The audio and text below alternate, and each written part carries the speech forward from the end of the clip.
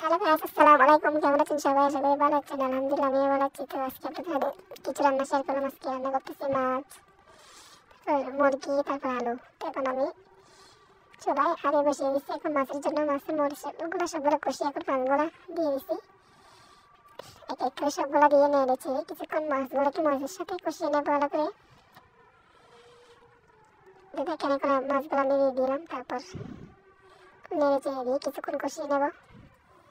তো কষানোর পর আমি দেখেন জলগুলো দিয়েছি। এখন জলগুলো দিয়ে আমার মাছ রান্না প্রায় শেষ। এখন দিলাম আলুর জন্য মরিচ মশলা সবগুলো দিয়ে কষে মাছের দিয়ে আমি এই মাছের কান টান দিয়ে মানে তেজা দিয়ে মাছগুলো এখন আলু রান্না শেষ। এখন চড়াই দিব যে চিকেনের জন্য আমি আগে মাংসগুলো ম্যারিনেট করে মশলা পাতি সবগুলো দিয়ে পেঁয়াজ রসুন দিয়ে সবগুলো দিয়ে এখন আমি ম্যারিনেট করে রাখবো 1 ঘন্টা মতো।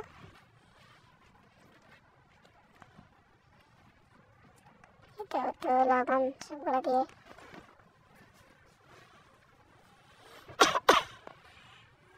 তারপর পেঁয়াজ লাল করে মাংসগুলো রান্না করে নিতেছি। এগুলো রান্না শেষ।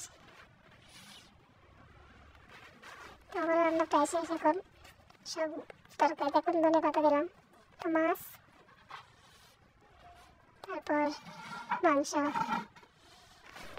তো আমার এখন রান্না শেষ প্রায়। এখন আমি মাংসগুলো রান্না করবো। এখন দেখেন আমার তরকারিগুলো কী লোক হয়েছে। আলু, তারপরে মাছ, তারপরে মাংস। তো ভালো থাকবো, সুন্দর। আসসালামু আলাইকুম।